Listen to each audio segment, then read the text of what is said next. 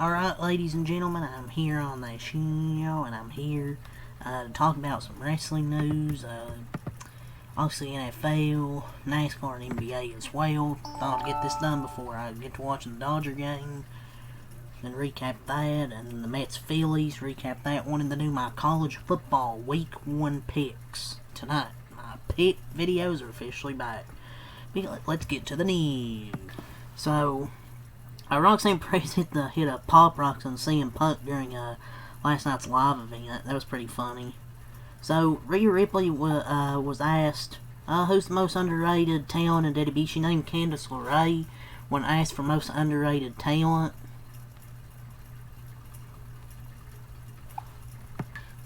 I would say that probably maybe on the women's side. For the men's side, JD McDonough's pretty underrated. Man, I like Johnny Gargano and Ciampa and Finn Balor. I love the Judgment Day, but I'm ready for them to split, because they've been teasing it for a while. And you would think, being major NXT players, Triple H would use DIY better, do it yourself. But it's a shame she's never got a push. Like, she takes big ass bumps. Like, she's a great worker.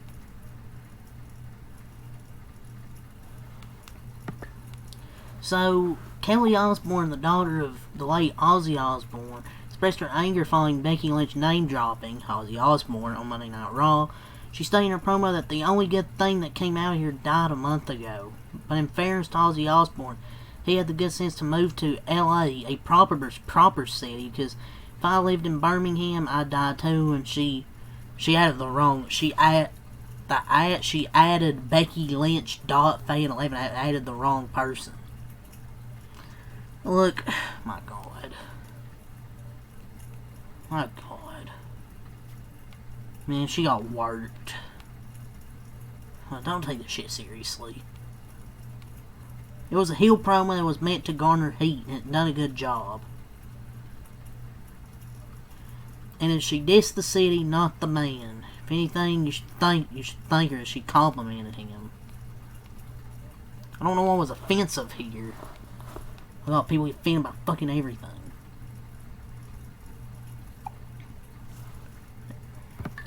And I'm not sure what's negative here.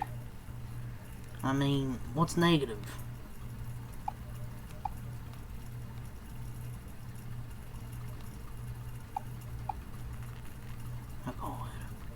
Shawn Michaels calls NXT the best 2-hour show on TV. I mean, I personally don't watch NXT, but it might be, because SmackDown is boring. Monday Night Raw is slightly less boring. AEW, just don't get me started. I mean, maybe NXT's good, but I really don't watch it. But they have great talents, though, like Ricky Saints, Blake Monroe. I mean, obviously he's going to say NXT, because that's the show he runs, so. So, Jake Hager, So, he tells Goldberg to, end quote, stop coming in and taking our money. He can't run a spot. The only thing he can do is a fucking spear.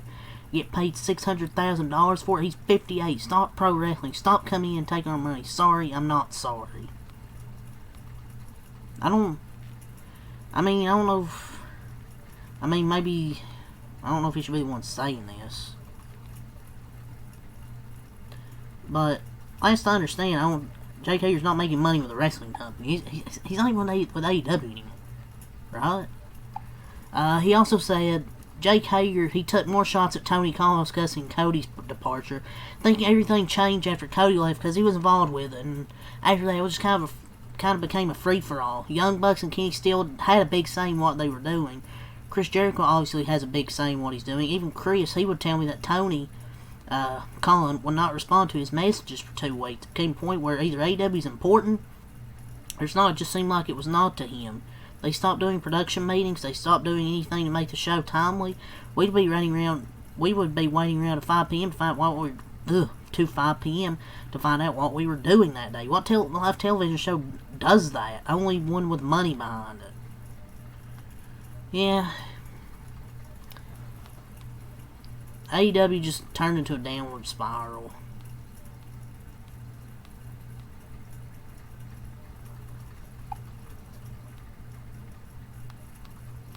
So, WWE was, quote, embarrassed. This is Source Wrestling Observer. Take it with a grain of salt, because I always have to say that every single time, because you don't know what's real with the Observer. WWE is reportedly embarrassed by Becky Lynch's Ozzy Osbourne comments.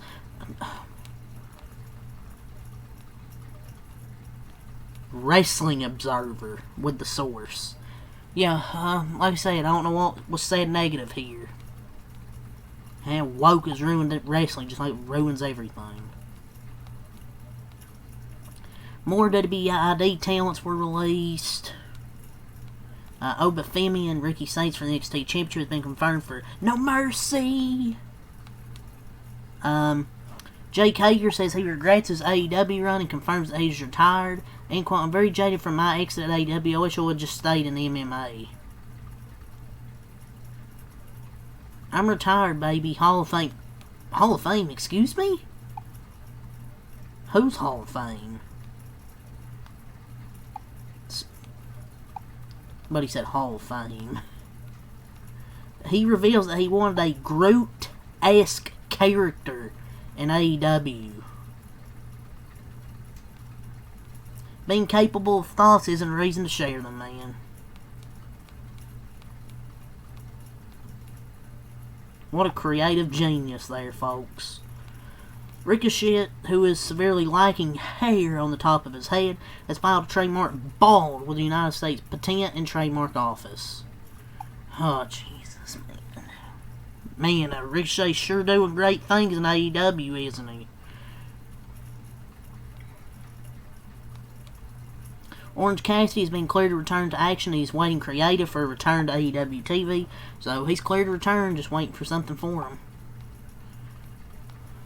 Last thing I'll talk about here for wrestling, the Knox Pro management are allegedly encouraging wrestlers not to cooperate with the police investigation into the Raja Jackson incident without speaking to them first. Dude, Knox Pro, it's so cooked. It's like some WWID thing or whatever it is. But yeah, WWE basically cut ties with it. I mean, can't blame them. Man, can't wait for that Rikishi rant. So now that's over, let's talk about some NBA news. So, Ty Lue says MJ whatever, it's 45 in today's NBA. Don't really know what to really say about that, just thought I would say that. I don't know. Gilbert Arenas and Skip Bayless are teaming up on a new show. Great. This will be the worst show in history. Two dumbasses. Might be the worst show of all time. Michael Beasley... Dwayne Wade said Michael Beasley is probably the most talented basketball player that's not in the NBA.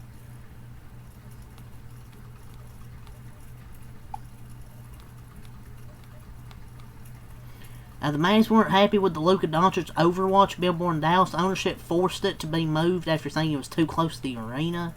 An anonymous NBA executive compares Jonathan Kuminga's situation behind Jimmy Butler to Paul George's situation behind Danny Granger.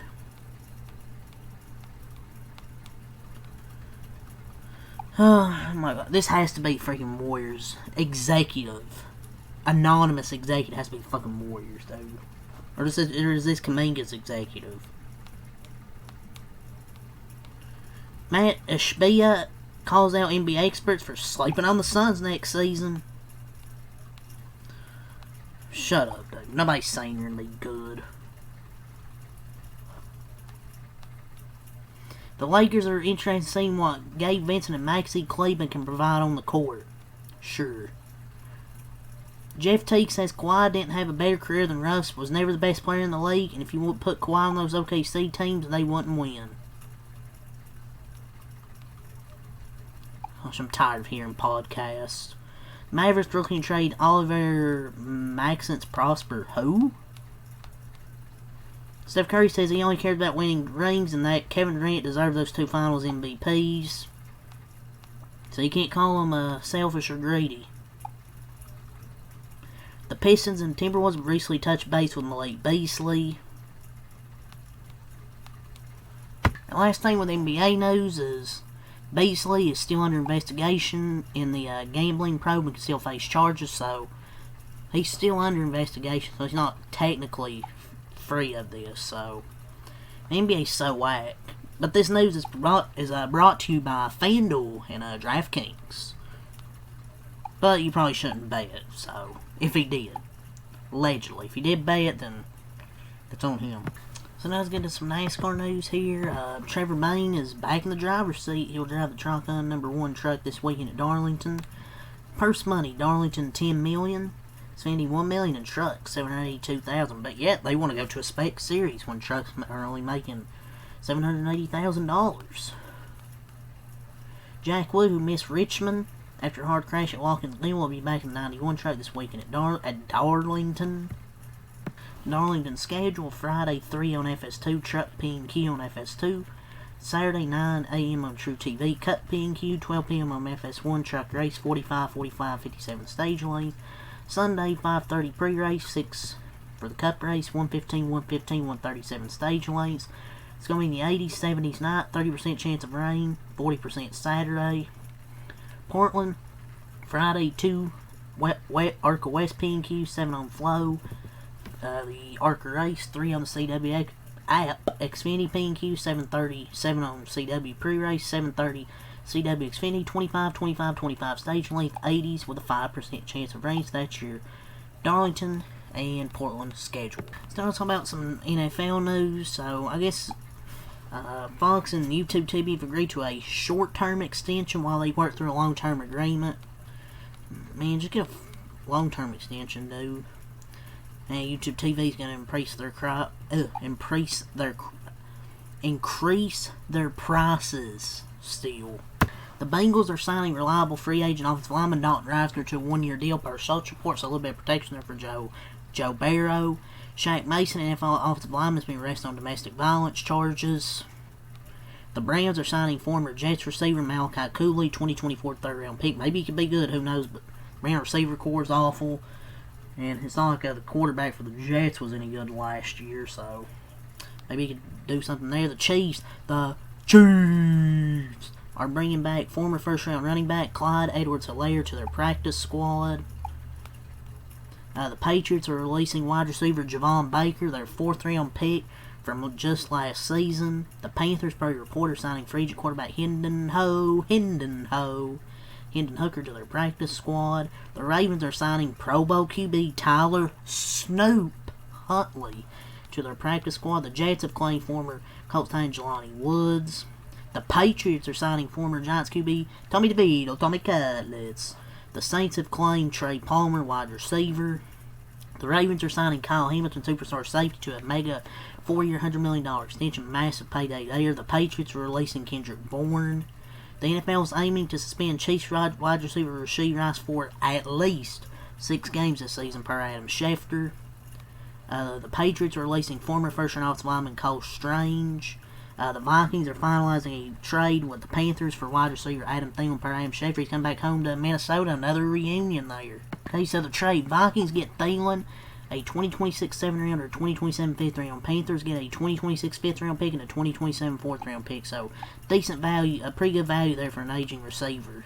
Travis Hunter's rolling full speed. He's okay for week 1. Will be able to play in their season opener. Trey Hendrickson, he's honored by Rays and he returns to practice. Marvin Mims, Broncos receiver, left practice early today with a groin injury. The team is still evaluating him, but it's not overly concerned. Bailey Zappi is signing with the Browns, per source, most likely practice squad, so he'll join Joe Flacco, Dylan Gabriel, and Shedeur Sanders in that QB room. So Texans general manager Nick Caserio was non-committal about whether Pro Bowl running back Joe Mixon will play in 2025. Still with the injuries, Kyle McCord returns to the Eagles practice squad. Restrepo signing with the Titans practice squad. Jeff Wilson is signing with the Dolphins practice squad. Cowboys claim former Chargers defensive back Traquise Bridges and former Vikings DB Reddy Stewart And they released Childress, Lil Jordan Humphries to the Giants practice squad. Jaguars announced a trade. They reached agreement with the Lions to trade a 6th-round pick in the 2026 draft in exchange for Tim Patrick pending a physical. But yeah, that's all the news I got to talk about, so leave a like, subscribe for more, and next time I like. Peace.